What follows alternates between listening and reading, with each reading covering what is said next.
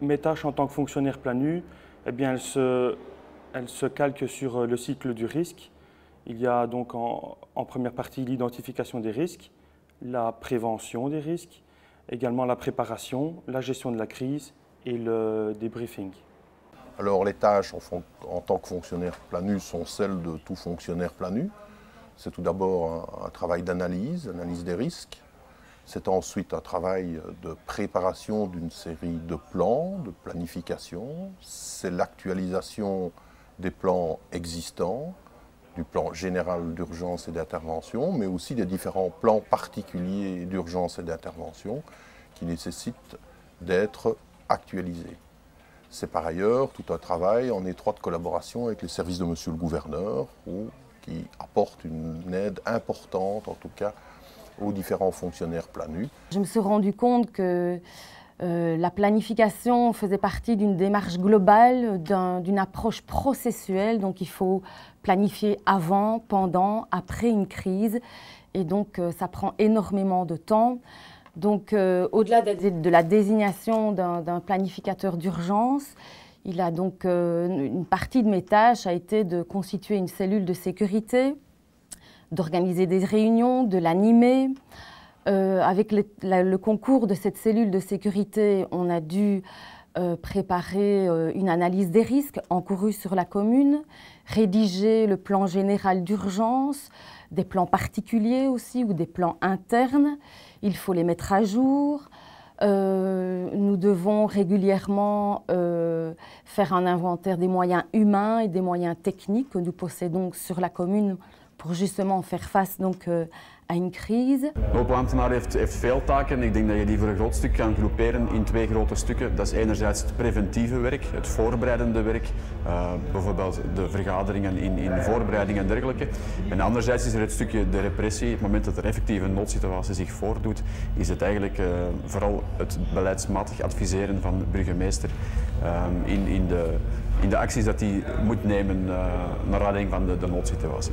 Participer aux réunions relatives aux manifestations qui se déroulent sur l'entité de Bouillon. Et en tant que fonctionnaire PLANU, je suis chargée de récolter toutes les informations qui concernent toutes les disciplines.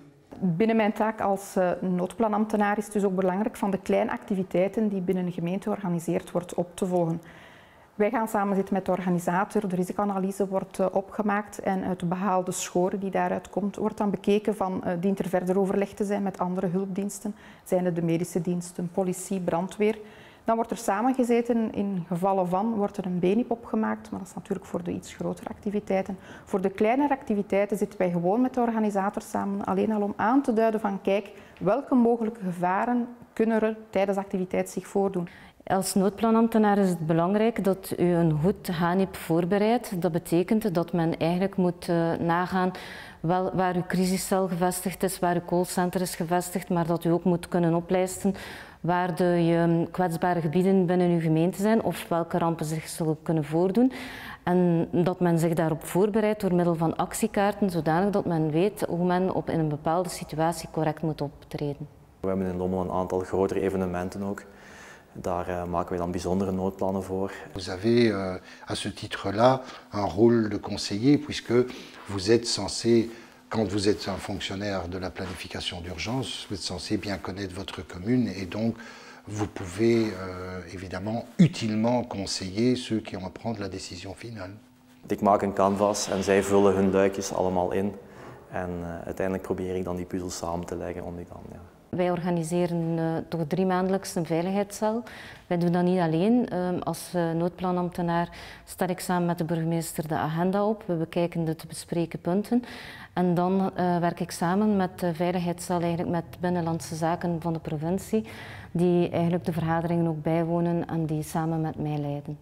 Als noodplanambtenaar denk ik dat er voor ons nog een andere belangrijke taak is weggelegd en dat is eigenlijk een beetje de nazorg, want voor ons als gemeente begint het dan heel vaak. Wij moeten soms een rouwregister aanleggen, wij moeten mensen ontvangen, wij moeten nog de pers te woord staan, wij moeten nog de website up-to-date houden, zodanig, want mensen blijven nieuwsgierig naar de situatie van bepaalde mensen.